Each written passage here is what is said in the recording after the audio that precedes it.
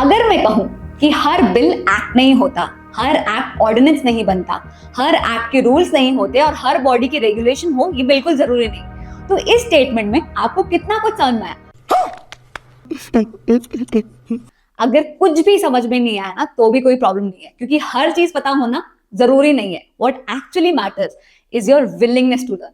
And on that note, hey everybody, मैं हूं प्रिया और आज की इस वीडियो में हम ये सिमिलर साउंडिंग बेसिक टर्म्स को और इनसे जुड़े कुछ इंपॉर्टेंट कंसेप्ट्स को एकदम अच्छे से समझने वाले हैं, ताकि आप लॉ को होलिस्टिकली समझ सको और इन टॉपिक्स में आगे कभी कंफ्यूज ना हो।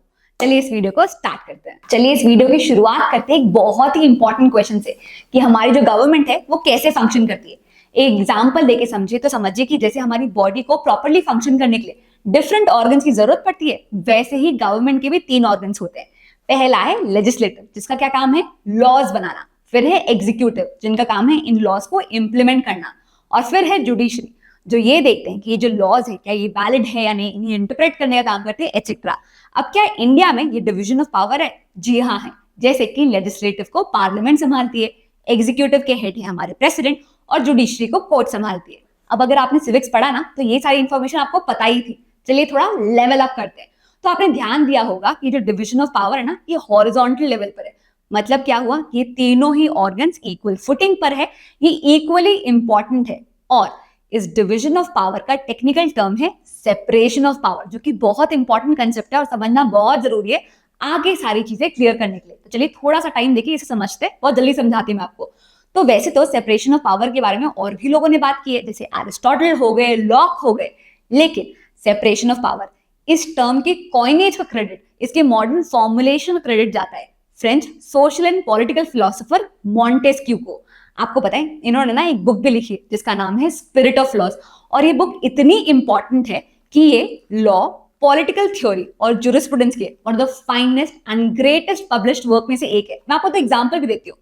1787 में यूएस के फाउंडिंग फादर्स ने इनके वर्क से इंस्पायर होते हुए doctrine of separation of power को यूएस कॉन्स्टिट्यूशन में इनकॉर्पोरेट किया। इसके बाद 1789 में फ्रांस की कॉन्स्टिट्यूएंट असेंबली में कहा गया कि अगर किसी देश में सेपरेशन ऑफ पावर नहीं है ना, तो फिर उस देश में कॉन्स्टिट्यूशन हो या ना हो, इससे कोई फर्क नहीं पड़ता। देखो कुछ डिफिकल्ट नहीं, एकदम सिंपली समझते हैं। सेपरेशन ऑफ पावर बेसिकली क्या कहता है कि हमें ना लोगों की लिबर्टी को प्रोटेक्ट करना है। किस चीज से? पावरफुल लोगों से, उनकी आर्बिट्रेरीनेस से, जिसके लिए जरूरी है कि गवर्नमेंट के जो तीनों ऑर्गन्स है वो सेपरेट रहे और इंडिपेंडेंट रहे। तो ये डॉक्ट्रिन मेनली ये कहता है कि गवर्नमेंट के जो तीनों ऑर्गन्स है वो एक दूसरे के काम में इंटरफेयर नहीं करना चाहिए और सेम इंसान एक से ज्यादा ऑर्गन में प्रेजेंट नहीं होना चाहिए। अगर हम ये अचीव कर लेते हैं तो हम ये इंश्योर करते हैं कि किसी भी एक ऑर्गन के पास हद से ज्यादा पावर एक्यूमुलेट ना हो जाए। फॉर एग्जाम्पल, अगर लेजिस्लेटिव चाहे भी तो कोई खराब लॉ क्यों नहीं ला सकता? क्योंकि जैसे ही वो ये करेगा जुडिशरी उसे क्वेश्चन करेगी। तो सेपरेशन ऑफ पावर होने के कारण कोई भी एक बॉडी अपनी पावर का हद से ज्यादा यूज या मिसयूज नहीं कर सकती, क्योंकि जैसे ही वो ये करने का ट्राई करेगी, जो बाकी ऑर्गन्स होंगी उसे क्वेश्चन करने लगेंगे। और इसी क्वेश्चनिंग की सिस्टम को system of checks and balances भी कहते हैं। तो सेपरेशन ऑफ पावर होने के कारण गवर्नमेंट की जो आर्बिट्रेरीनेस है वो डिक्रीज हो जाती है और जो एफिशिएंसी है वो इंक्रीज हो जाती है। एक लास्ट चीज, यूएस में इस सेपरेशन ऑफ पावर को बहुत ही स्ट्रिक्ट सेंस में फॉलो किया जाता है, वहीं इंडिया में इतना स्ट्रिक्ट एप्लीकेशन नहीं, काफी फ्लेक्सिबल एप्लीकेशन है। चलिए नेक्स्ट टॉपिक पर चलते हैं। अब अगर आपको मेरे पढ़ाने का तरीका पसंद आ रहा हो तो इसी तरीके के मेरे कुछ कोर्सेज भी है, जिसमें हमने इसी तरीके के लॉ के सिंपल और कॉम्प्लेक्स टॉपिक्स को बहुत ही इंटरेस्टिंग तरीके से एक्सप्लेन किया है। जैसे मेरा पर्सनल फेवरेट मेरे कॉन्स्टिट्यूशन ऑफ इंडिया का कोर्स, या हमारा newly launch 3 new criminal law का कोर्स, या अगर आप किसी कॉम्पिटिटिव एग्जाम की तैयारी कर रहे हैं तो आप मोस्ट इंपॉर्टेंट जजमेंट के कोर्स को चेकआउट कर सकते हैं, जिसमें हमने करंट ईयर पे फोकस किया है और लास्ट 5 इयर्स के सारे इंपॉर्टेंट जजमेंट्स को स्टोरी लाइन के थ्रू एक्सप्लेन किया है। या फिर हमारा फ्लैगशिप कोर्स क्लैट पीजी का फुल फ्लेजेड कोर्स को भी चेकआउट कर सकते हैं। इन सारे ही कोर्सेज की लिंक आपको यहाँ और नीचे डिस्क्रिप्शन पे मिल जाएगी, डू चेक देम आउट। दोस्तों अब हम समझने वाले हैं कि एक ड्राफ्ट, एक बिल और एक एक्ट में क्या डिफरेंस होता है। तो एकदम सिंपल एग्जांपल लेते हुए समझते हैं। माने कि आप अपने कॉलेज में किसी प्रोजेक्ट या डेजर्टेशन पर काम कर रहे हैं, तो एकदम इनिशियल लेवल पर जब आप आइडिएट कर रहे हैं, कहाँ से कॉपी कर रहे हैं, मतलब कहाँ से रिसर्च करना है, ये सारी चीजें कर एकदम रफ वर्क वाले स्टेज पर, तब हम इसे ड्राफ्ट कहेंगे। फिर जब सारी चीजें फाइनलाइज हो जाती है, एकदम पॉलिश हो जाती है, सारी चीजें इंक्लूड हो जाती है और अब आप इसे अथॉरिटीज के सामने प्रेजेंट करते हैं अप्रूवल के लिए, तब आपका ड्राफ्ट बिल बन जाता है। फिर जब अथॉरिटीज भी इसे प्रोसीजर के हिसाब से अप्रूव कर देते हैं तब आपका बिल एक्ट बन जाता है। ठीक है, अब नॉर्मल प्रोसीजर समझते हैं। माने कि इंडिया में एक लॉ बनाना है, एनिमल प्रोटेक्शन लॉ बनाना है, तो ये पूरा प्रोसीजर स्टार्ट कैसे होगा? ये पूरा प्रोसीजर स्टार्ट होगा एक ड्राफ्ट या पॉलिसी से, जो कि स्टार्टिंग पॉइंट होता है किसी भी लॉ का, जिसमें आइडियाज इंक्लूड किए जाते हैं, गाइडलाइंस लिखी जाती है, क्या डेफिनेशन होनी चाहिए, क्या पनिशमेंट, सारी चीजें इंक्लूड की जाती है, और ये होता है ड्राफ्ट।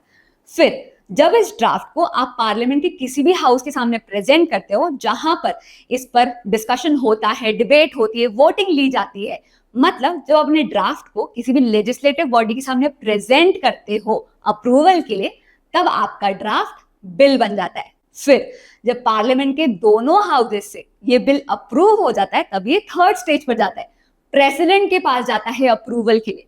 और अगर प्रेसिडेंट भी इसे अप्रूव कर देते, अपनी असेंट दे देते हैं, तो कांग्रेचुलेशन, क्योंकि अब आपका बिल एक्ट बन गया है। तो ये है नॉर्मल लेजिस्लेटिव प्रोसीजर, और ये डिफरेंस है ड्राफ्ट, बिल और एक्ट के बीच में। तो बहुत ही सिंपल था।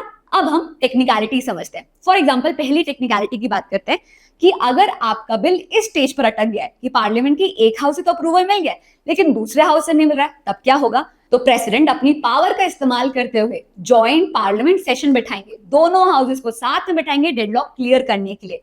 इस बिल पर सिंपल मेजोरिटी से वोटिंग ली जाएगी। अगर ये पास हो जाता है तो ये एक्ट बन जाएगा, नहीं तो ये लैप्स हो जाएगा। अब बात करते हैं दूसरी टेक्निकलिटी की, जो है प्रेसिडेंट की वीटो पावर।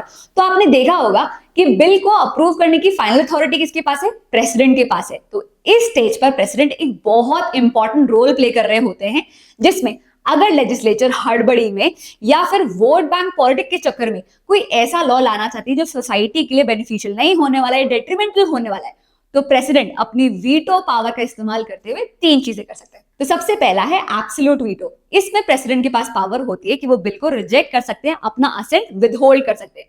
इस केस में जो बिल है वो लैप्स हो जाता है, वो कभी एक्ट नहीं बनता। तो ये होता है एब्सोल्यूट वीटो।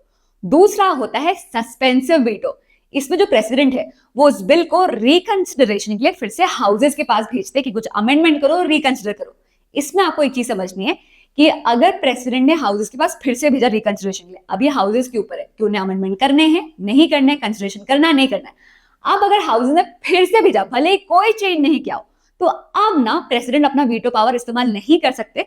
अब ये ऑब्लिगेटरी हो जाता है कि उन्हें अब इस बिल को अप्रूव करना ही पड़ेगा। तो उनो रिवर्स उनो। तो एक बार सस्पेंसिव वीटो अगर यूज हो गया और फिर से बिल जाता है, तो फिर वीटो पावर यूज नहीं हो सकता। तीसरा है पॉकेट वीटो। इसमें कोई एक्शन ना लेना भी एक ऑप्शन है। तो प्रेसिडेंट चाहे तो या तो इसे अप्रूव ना करे, रिजेक्ट ना करे, तो ये भी एक ऑप्शन है। क्योंकि यूएस में ना एक टाइमलाइन है कि प्रेसिडेंट को 10 दिन के अंदर रिकंसिडरेशन के लिए भेजना होता है, पर इंडिया में ऐसा कोई टाइमलाइन नहीं है। प्रेसिडेंट चाहे तो इनडेफिनेटली एक बिल को पेंडिंग छोड़ सकते हैं। तो इसे कहते हैं पॉकेट वीटो। जैसे हम कभी कभी 10 रुपए का नोट भूल जाते हैं, पॉकेट वीटो आप रख के भूल जाओ, कोई एक्शन ना लो, ये भी एक ऑप्शन होता है। यहां पर भी आपको दो चीजें याद रखनी है। सबसे पहली बात ये कि मनी बिल के केस में डिफरेंट टाइप्स ऑफ बिल होते हैं। मनी बिल के केस में सिर्फ प्रेसिडेंट सस्पेंसिव वीटो का पावर यूज नहीं कर सकते, मतलब या तो उसे अप्रूव कर सकते हैं या रिजेक्ट कर सकते हैं, या कोई एक्शन नहीं ले सकते, ये भी है, बट से सस्पेंसिव वीटो का ऑप्शन यूज नहीं कर सकते। मे भी शायद इसलिए क्योंकि मनी बिल के केस में इसे पार्लियामेंट में इंट्रोड्यूस ही प्रेसिडेंट की प्रायर परमिशन से किया जाता है। दूसरा, ये चेंज 24th कॉन्स्टिट्यूशनल अमेंडमेंट की बात हुआ था कि अगर कोई बिल कॉन्स्टिट्यूशन के अमेंडमेंट से रिलेटेड है तो फिर प्रेसिडेंट को उसे अप्रूव करना ही पड़ेगा। तो ये दो चीजें हैं, और ये था प्रेसिडेंट का वीटो पावर। चलिए इसी तरीके से आगे का एक और टर्म समझते हैं, जो कि है ऑर्डिनेंस। तो मुझे ये बताइए कि हमारी जो पार्लियामेंट है, हमारा लोकसभा और राज्यसभा, क्या ये पूरे साल भर काम करते हैं?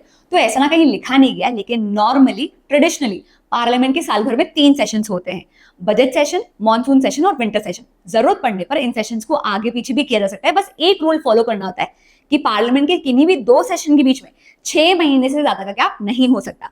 इससे पहले हमने जो भी प्रोसेस समझा, नॉर्मल लेजिस्लेटिव प्रोसेस, बिल से एक्ट बनने का, ये कब फॉलो किया जाता है? जब पार्लियामेंट सेशन में होती है। लेकिन अगर पार्लियामेंट सेशन में नहीं हो और कोई इमरजेंसी सिचुएशन आ जाती है और अर्जेंटली कोई लॉ पास करना हो, तब क्या करते हैं? तब हम मदद लेते हैं ऑर्डिनेंस के प्रोसेस की। तो अगर कोई इमरजेंसी सिचुएशन आ गई है और पार्लियामेंट सेशन में नहीं, जिस पीरियड को हम रिसेस कहते हैं, तब सेंट्रल लेवल पर प्रेसिडेंट के पास और स्टेट लेवल पर गवर्नर के पास लॉ मेकिंग पावर होती है। तो अभी तक हमने लेजिस्लेटिव के लॉ मेकिंग पावर के बारे में जाना। अब हम एग्जीक्यूटिव की लॉ मेकिंग पावर के बारे में जानने वाले। तो ये जरूरी है कि जो पावर है ना ये स्पेयरिंगली यूज हो, और सिर्फ दो केसेस में ही यूज हो सकती है। पहला, जब पार्लियामेंट सेशन में ना हो, और दूसरा, कोई इमरजेंसी सिचुएशन आ गई, अर्जेंटली लॉ पास करने की नीड है, तभी ऑर्डिनेंस पास किया जा सकता है। तो ये होती है एग्जीक्यूटिव की लॉ मेकिंग पावर। और इसलिए मैंने कहा था कि इंडिया में सेपरेशन ऑफ पावर बहुत स्ट्रिक्टली फॉलो नहीं किया जाता। अब एक एक्ट और ऑर्डिनेंस में ना सारी ही चीजें सेम होती है। एक ऑर्डिनेंस पास करते वक्त भी आपको सारी चीजों का ध्यान रखना होता है जो एक एक्ट में रखना होता है। एक ऑर्डिनेंस भी लोगों पर उसी तरीके से अप्लाई होता है जैसे एक एक्ट होता है। सिर्फ एक डिफरेंस होता है, जो कि मेन डिफरेंस है, कि ऑर्डिनेंस की वैलिडिटी फिक्स्ड रहती है। एक ऑर्डिनेंस वैलिड रहता है 6 मंथ्स और 6 वीक्स के लिए। अब ये दो टाइमलाइन क्यों, उसे समझते हैं। तो हमने क्या देखा कि पार्लियामेंट के 2 सेशंस के बीच में 6 महीने का गैप नहीं हो सकता, और जब ये 6 महीने का गैप होता है जिसे हम रिसेस कहते हैं, तभी ऑर्डिनेंस बनाया जाता है। तो ऑर्डिनेंस बनने के 6 महीने के अंदर ही अंदर नेक्स्ट सेशन होने वाला है। अब जैसे ही पार्लियामेंट का नेक्स्ट सेशन होगा, वैसे ही जितने भी ऑर्डिनेंस बने थे रिसेस पीरियड में, उन सबको पार्लियामेंट में टेबल किया जाएगा ताकि उन पर डिबेट हो सके, डिस्कशन हो, वोटिंग हो, नॉर्मल बिल वाला प्रोसेस फॉलो किया जाएगा। तो इसलिए पहला टाइमिंग है 6 मंथ्स का। दूसरा, अब जैसे ही ऑर्डिनेंस पार्लियामेंट के हाउसेस के सामने आता है, उनके पास टाइमलाइन होती है 6 वीक्स की। पार्लियामेंट के दोनों हाउसेस को 6 हफ्तों के अंदर डिसाइड करना होता है कि क्या वो ऑर्डिनेंस को पास करना चाहते हैं या निरस्त करना चाहते हैं। अगर ऑर्डिनेंस दोनों हाउसेस से पास होता है, वही बिल वाला प्रोसेस, तो ये एक्ट बन जाता है। अगर कोई एक्शन नहीं लिया जाता या फिर इसे निरस्त कर दिया जाता है, तो ऑर्डिनेंस लैप्स हो जाता है, और इसलिए ऑर्डिनेंस की वैलिडिटी होती है 6 मंथ्स और 6 वीक्स की। तो अभी तक जो भी कॉम्प्लिकेटेड टर्म्स थे, बड़े बड़े टर्म्स थे, उन्हें हमने कवर कर लिया। चलिए अब थोड़े और आसान टर्म्स भी कवर कर लेते हैं। तो चलिए समझते हैं रूल्स और रेगुलेशन में क्या अंतर होता है। एकदम सिंपल एग्जांपल लेते हैं। तो पार्लियामेंट ने क्या किया, एक एक्ट पास कर दिया। अब ये एक्ट लोगों पर कैसे अप्लाई होगा, इसके लिए एग्जीक्यूटिव, जिनका काम ही है लॉज को इंप्लीमेंट करने का, वो इस एक्ट के रूल्स बनाते हैं। तो अगर सेंट्रल लेवल पे कोई लॉ बन रहा है तो सेंट्रल गवर्नमेंट रूल्स बनाती है, वहीं स्टेट लेवल पे अगर कोई लॉ बन रहा है तो स्टेट गवर्नमेंट उसके लिए रूल्स बनाती है। तो एक्ट के अंदर रूल्स होते हैं, और रूल्स क्या करते हैं, प्रोसीजर बताते हैं कि इन लॉज को हम कैसे इंप्लीमेंट करेंगे। सिंपल। अब रेगुलेशन की बात करते हैं। तो जहां रूल्स प्रोसीजर पर फोकस करते हैं, वहीं रेगुलेशन वाइडर इन स्कोप होते हैं और सब्सटैंटिव एरिया पे कवर करते हैं। मैं एग्जांपल्स बताती हूँ। बेसिकली इसे आप ऐसे समझिए कि रेगुलेशन ना डेलीगेटेड लेजिस्लेशन का रिजल्ट होते हैं। मतलब जब लॉ बनाने की अथॉरिटी आप किसी और बॉडी को डेलीगेट कर देते हो, तो वो रेगुलेशन कहलाते हैं। फॉर एग्जाम्पल, इंडिया में बहुत सारी इंडिपेंडेंट अथॉरिटीज है जो खुद लॉज को इंप्लीमेंट करती है। अब ये जो बॉडी है, ये खुद को कैसे गवर्न करेगी, कैसे फंक्शन करेगी, इसके लिए वो रेगुलेशन बनाती है। फॉर एग्जाम्पल, अगर हम institute of chartered accountant of India की बात करें, तो ये बॉडी एक्ट के अंदर इस्टेब्लिश की गई है, और यही बॉडी लॉज को इंप्लीमेंट करती है। अब ये बॉडी खुद को कैसे गवर्न करेगी, कैसे फंक्शन करेगी, उसके लिए वो रेगुलेशन बनाती है। तो पार्लियामेंट ने, लेजिस्लेशन ने एक्ट बनाया, इस एक्ट को कैसे इंप्लीमेंट किया जाएगा उसके लिए रूल्स बनते हैं। और अगर कोई इंडिपेंडेंट अथॉरिटी ये लॉ इंप्लीमेंट करने का काम कर रही है, तो वो खुद को कैसे फंक्शन करेगी, रेगुलेट करेगी, उसके लिए वो रेगुलेशन बनाती है। सिंपल, ये डिफरेंस होता है रूल्स और रेगुलेशन का। 2-3 टेक्निकलिटी भी समझ लेते हैं। तो सबसे पहले, ये बिल्कुल जरूरी नहीं होता कि हर एक्ट का रूल हो या हर एक्ट की रेगुलेशन हो। कोई रूल नहीं है, ऐसा बिल्कुल जरूरी नहीं है। दूसरा, अगर कभी एक्ट वर्सेस रूल या एक्ट वर्सेस रेगुलेशन की बात हो, तो हमेशा एक्ट ही जीतेगा। और तीसरा, ये जो रूल्स या रेगुलेशंस होते हैं, इन्हें पार्लियामेंट से पास होने की या पार्लियामेंट की अप्रूवल की जरूरत नहीं होती। चलिए आगे बढ़ते हैं। अब हम आ गए हैं आखिरी टाइप पर, जो कि है बायलॉज। अब बायलॉज, रूल्स और रेगुलेशंस, क्या अंतर होता है ये समझने के लिए हमको स्टैट्यूटरी और लोकल अथॉरिटी के बीच में क्या डिफरेंस होता है ये समझना जरूरी है। बहुत ईजी है, 1 मिनट में समझते हैं। तो सेंट्रल गवर्नमेंट या फिर मतलब सेंट्रल लॉ या स्टेट लॉ द्वारा बनाई गई कोई ऐसी बॉडी जिसे बनाया गया है स्पेसिफिक पर्पस परफॉर्म करने के लिए, उसे हम स्टैट्यूटरी अथॉरिटी बोलेंगे। तो ये जो बॉडी होती है अपने सारे रोल्स, रिस्पॉन्सिबिलिटी, पावर सब कुछ डिराइव करती है इस एक एक्ट से, और इस पर्पस को परफॉर्म करने के लिए वो रूल्स एंड रेगुलेशन बना सकती है। तो रूल्स एंड रेगुलेशन और स्टैट्यूटरी अथॉरिटी में ये रिलेशन होता है। अब हम आते हैं लोकल अथॉरिटी में। तो local authority usually state government बनाती है लोकल सेल्फ गवर्नेंस के लिए, मतलब लोकल कम्युनिटी के वेलफेयर के लिए, उन्हें डेवलप करने के लिए, उन्हें एडमिनिस्टर करने के लिए। फॉर एग्जाम्पल, अगर हम छत्तीसगढ़ की बात करें तो रायपुर म्युनिसिपल कॉर्पोरेशन, ग्राम पंचायत लोकल अथॉरिटी का एग्जाम्पल होगा। अब ये जो लोकल बॉडीज होती है, ये अपने एसेंशियल सर्विसेज परफॉर्म करने के लिए, एक लोकल एरिया को मेंटेन करने के लिए, इंफ्रास्ट्रक्चर डेवलप करने के लिए बायलॉज इशू करती है। अगर मैं आपको एग्जाम्पल दूंगी तो तुरंत पहचान लेंगे कि अरे बायलॉज हम रोज फॉलो करते हैं।